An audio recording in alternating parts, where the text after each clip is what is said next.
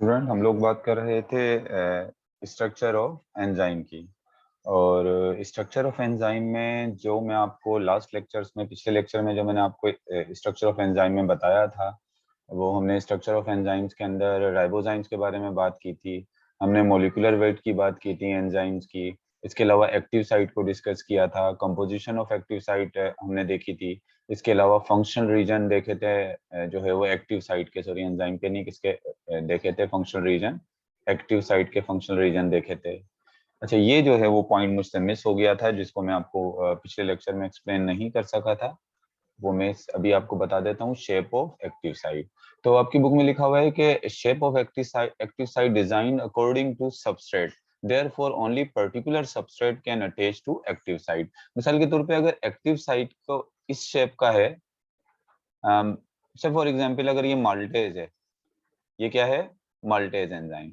अगर maltase enzyme का active site इस शेप का है, तो इसका जो सबस्ट्रेट होगा, यानी इसका सबस्ट्रेट क्या होगा, माल्टेज। तो माल्टेज का जो है वो शेप इस तरह का होगा। मतलब ये एक्टिव साइट का जो शेप होता है वो उसके सबस्ट्रेट के अकॉर्डिंग होता है, ताकि उसका सबस्ट्रेट एक्टिव साइट पर आकर क्या हो जाए, बाइंड हो जाए। अगर सबस्ट्रेट जो है वो इस शेप का है, तो एक्टिव साइट किस शेप का होगा, इस शेप का होगा।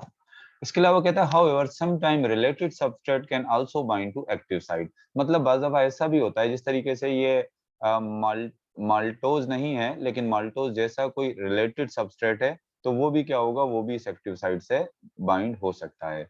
मतलब अगर उसकी शेप जो है वो किससे मिलती जुलती होगी, सबस्ट्रेट से मिलती जुलती होगी। तो ये लास्ट टाइम हमने बात कर ली थी। और आज स्ट्रक्चर ऑफ एंजाइम में जो हम डिस्कस करेंगे, वो डिस्कस करेंगे, हम कोफैक्टर को डिस्कस करेंगे।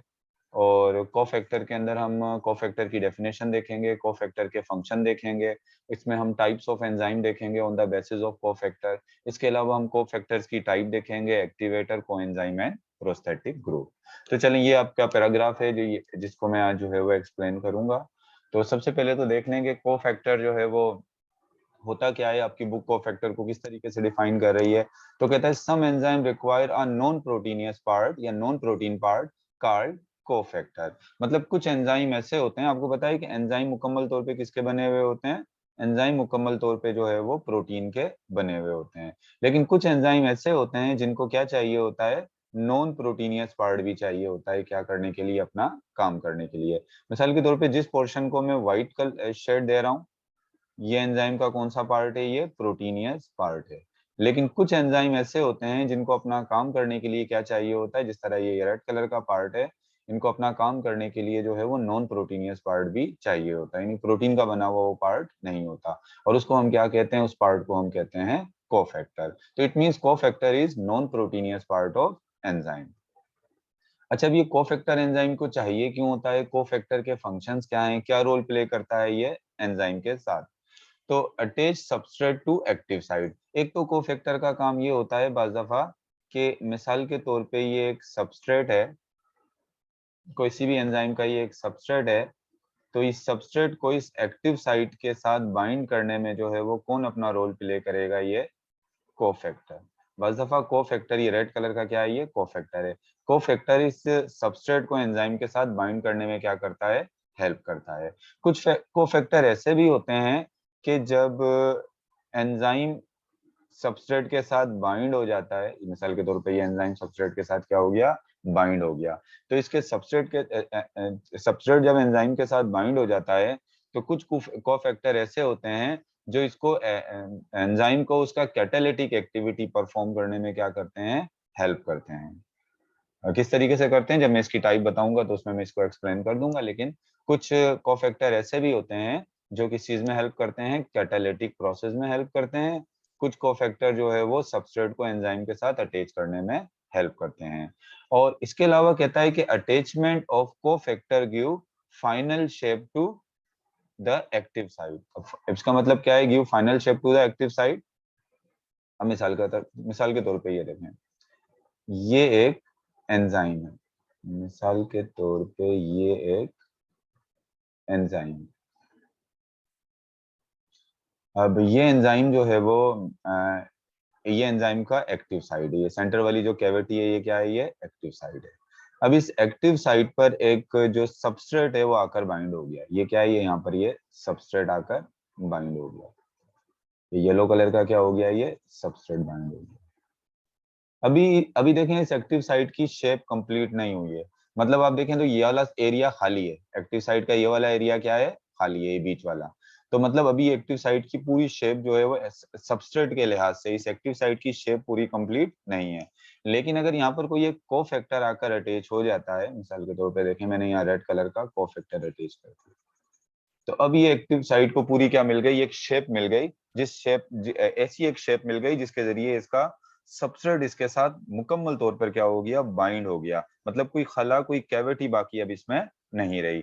तो मतलब क्या है कि जब अटैच हो जाता है कोफैक्टर किसी एक्टिव साइट के साथ, तो उसको क्या देता है, उसको एक पर्टिकुलर जो है वो प्रॉपर जो है वो शेप दे देता है उसके कैटालिटिक एक्टिविटी परफॉर्म करने के लिए। मतलब एज अ ब्रिज जो है वो क्या कर रहा है, ये काम कर रहा है। मतलब देखें ये एज अ ब्रिज काम कर रहा है कि ये सबस्ट्रेट हो गया, ये सबस्ट्रेट है, येलो वाला क्या है, ये सबस्ट्रेट है, और ये एंजाइम है। अब एंजाइम और सबस्ट्रेट के दरमियान में जो एक कैविटी आ गई थी बीच में खाली, इसको फिल किसने किया, इसको फिल किया है कोफैक्टर ने। तो मतलब ये किसका काम कर रहा है, ये एक तरीके से ब्रिज का भी काम करता है, कौन, कोफैक्टर। तो it was all about the functions of cofactor, ये हमने क्या देखे, कोफैक्टर के फंक्शन देखे।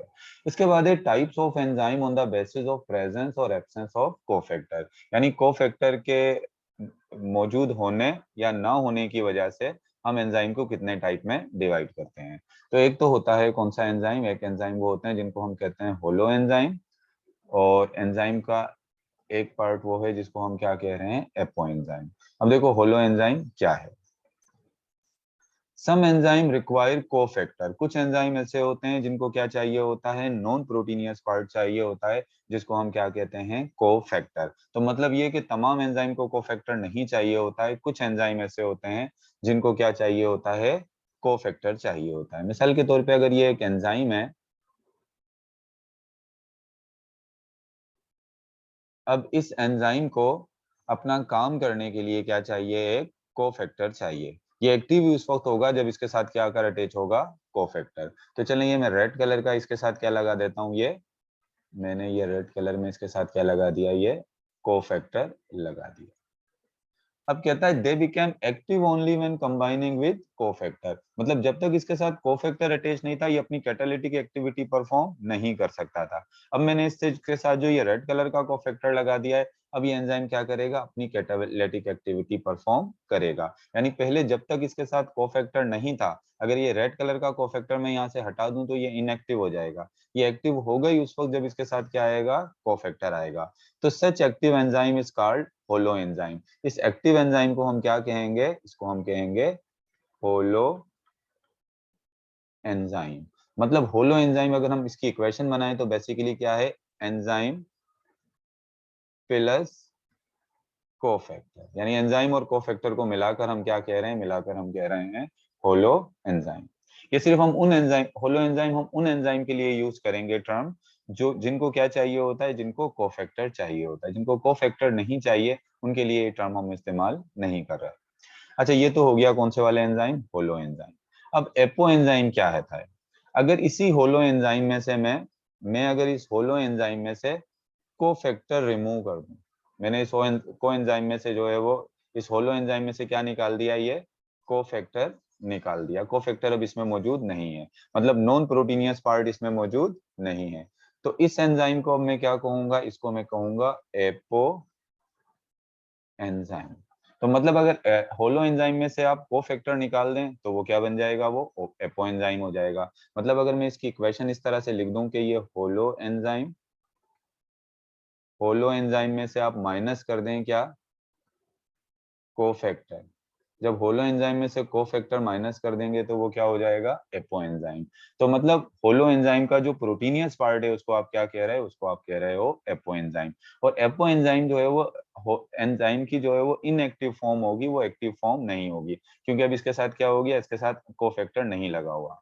तो एपो एंजाइम हम किसको कह रहे हैं, some cofactor was available, some time cofactor non available, मतलब कभी कभी कोफैक्टर अवेलेबल नहीं होता।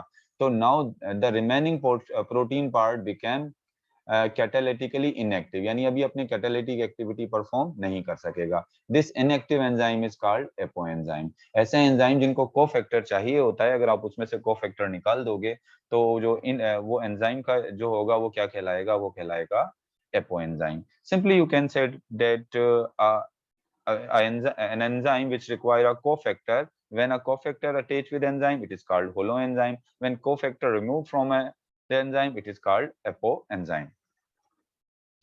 Now some enzyme do not require cofactor, कुछ एंजाइम ऐसे भी होते हैं जिनको कोफैक्टर नहीं चाहिए होते हैं। जरूरी नहीं है कि हर एंजाइम को कोफैक्टर चाहिए हो, बहुत से एंजाइम ऐसे होते हैं जिनके लिए कोफैक्टर की जरूरत नहीं है। जिन एंजाइम के लिए कोफैक्टर की जरूरत नहीं होते वो भी दो स्टेट या दो फॉर्म में पाए जा सकते हैं। एक एक्टिव फॉर्म हो सकती है उनकी, और दूसरी क्या हो सकती है, इनएक्टिव फॉर्म भी हो सकती है। अब जिस तरीके से हम मिसाल ले लेते हैं पेप्सिन की, जो पेप्सिन जो है आपको पता है एक प्रोटियोलाइटिक एंजाइम है, यानी प्रोटीन को ब्रेक डाउन करने वाला एंजाइम है।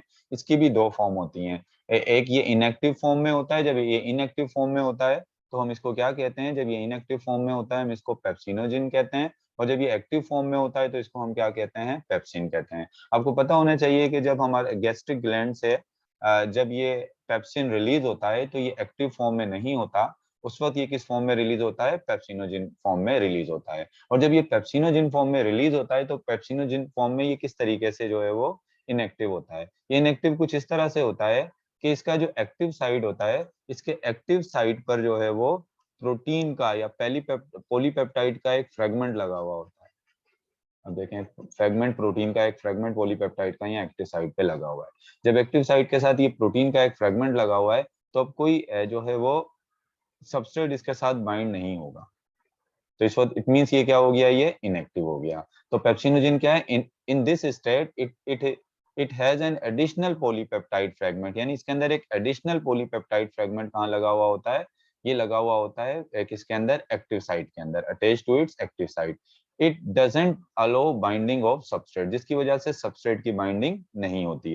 देखो अगर ये कोफैक्टर होता तो कोफैक्टर सबस्ट्रेट की बाइंडिंग में हेल्प करता, अगर ये कोफैक्टर होता तो इसकी कैटालिटिक एक्टिविटी में हेल्प करता। लेकिन यहाँ पर जो प्रोटीन का एक पार्ट लगा हुआ है, नॉन प्रोटीनियस पार्ट तो है ही नहीं, ये कौन सा वाला पार्ट है, एक प्रोटीन पार्ट है, पेप्सिन के साथ लगा हुआ है, और ये प्रोटीन पार्ट जो है वो बेसिकली क्या कर रहा है, पेप्सिन को इनएक्टिव रख रहा है, और इस इनएक्टिव फॉर्म ऑफ पेप्सिन को हम क्या कहेंगे, पेप्सिनोजिन।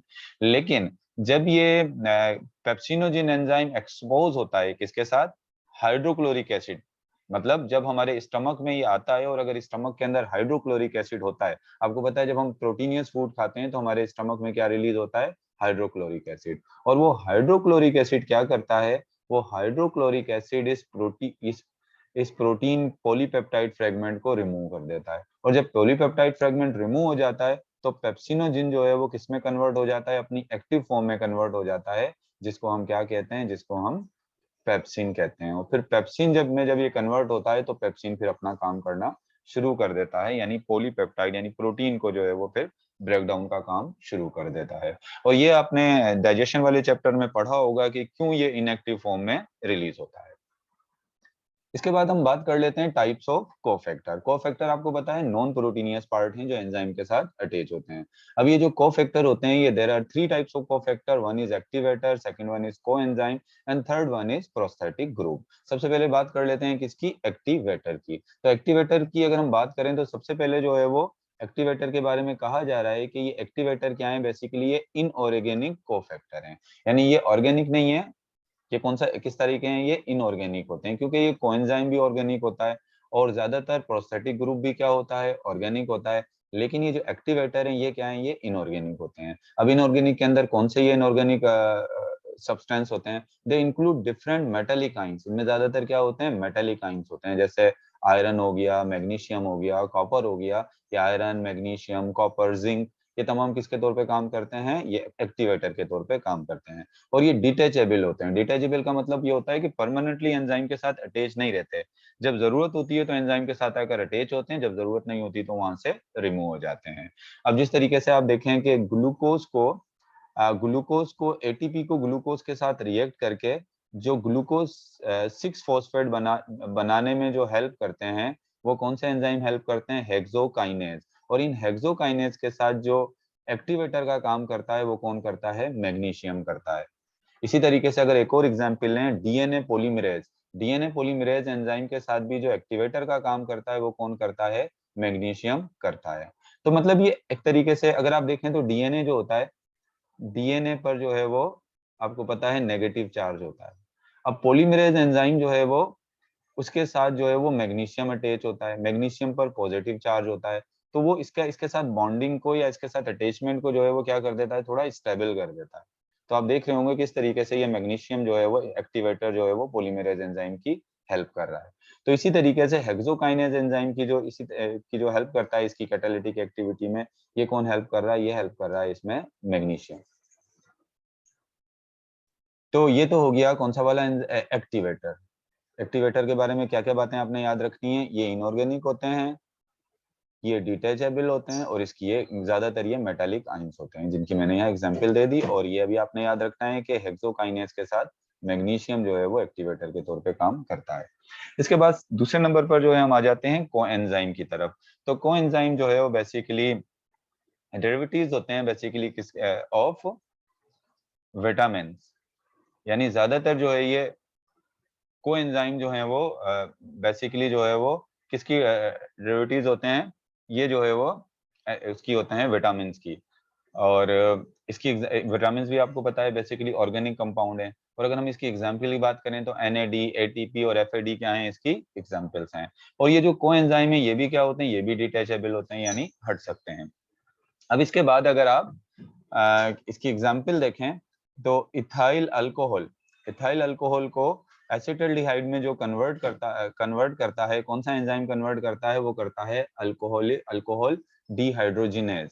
अब अल्कोहल डिहाइड्रोजिनेज एंजाइम जो है वो इथाइल अल्कोहल को एसिटिल एल्डिहाइड में कैसे कन्वर्ट करेगा, इसमें से इलेक्ट्रॉन या इसकी क्या कराएगा, इसमें से इलेक्ट्रॉन या हाइड्रोजन रिमूव करवाएगा। अब इलेक्ट्रॉन या हाइड्रोजन जो रिमूव होंगे तो एसिटाइल एल्डी अल्कोहल डिहाइड्रोजिनेज एंजाइम के साथ जो को एंजाइम होते हैं वो एनएडी होते हैं, और वो जो हाइड्रोजन रिमूव होंगे या जो इलेक्ट्रॉन रिमूव होंगे वो किसके साथ अटैच हो जाएंगे, वो इस एनएडी के साथ क्या हो जाएंगे, अटैच हो जाएंगे। तो मतलब ये कि इस रिएक्शन में जो एसिटाइल इथाइल अल्कोहल जो है वो एसिटाइल एल्डिहाइड में जो कन्वर्ट हो रहा है, ये बेसिकली जो कन्वर्ट हो रहा है, ये कन्वर्ट हो रहा है किसकी जो है वो इसकी में कोएंजाइम के तौर पे कौन काम कर रहा है, एनएडी जो है वो कोएंजाइम के तौर पे काम कर रहा है। इसके बाद तीसरे नंबर पर जो हमारे पास यहाँ पर कोफैक्टर है वो है प्रोस्थेटिक ग्रुप। तो प्रोस्थेटिक ग्रुप इन दोनों से कैसे डिफरेंट है, एक्टिवेटर और कोएंजाइम से, it covalently bonded part of enzyme, यानी ये एंजाइम के साथ कोवलेंटली बॉन्ड होता है और परमानेंटली क्या हो जाता है, अटैच हो जाता है, permanently attach to active site. यानी ऐसा नहीं है कि ये डिटैच हो जाएगा, हट जाएगा, ये हमेशा जो है वो उसके साथ परमानेंट एंजाइम का क्या बनकर रहता है, एक पार्ट बनकर रहता है। मिसाल के तौर पे अगर ये एक एंजाइम है तो उसके साथ अगर ये प्रोस्थेटिक ग्रुप अटैच है तो ये प्रोस्थेटिक ग्रुप परमानेंटली इसके साथ क्या रहेगा, अटैच रहेगा। तो does not detach after completion of reaction, मतलब एक्टिवेटर और कोएंजाइम जब रिएक्शन कंप्लीट हो जाता है तो वो एंजाइम से क्या होते हैं, निकल जाते हैं, लेकिन ये परमानेंटली क्या रहता है, अटैच रहता है। अगर हम इसकी एग्जांपल देखें तो पोरफायरिन रिंग एक आयरन कंटेनिंग जो कंपाउंड है, ये कौन से एंजाइम के साथ अटैच होता है, साइटोक्रोम्स जो एंजाइम होते हैं उनके साथ क्या होता है, एक पोरफायरिन रिंग जो अटैच है, ये पोरफायरिन रिंग बेसिकली किसकी एग्जाम्पल है, ये है प्रोस्थेटिक ग्रुप की एग्जाम्पल, जो कौन से एंजाइम के साथ अटैच होती है, जो कि साइटोक्रोम्स के साथ क्या होती है, अटैच होती है। इनसे रिलेटेड जो क्वेश्चंस हैं, इस टॉपिक से रिलेटेड जो क्वेश्चन मैं आपके साथ इसमें जो है डिस्क्रिप्शन में जो है वो उनको जो है वो शेयर करूंगा।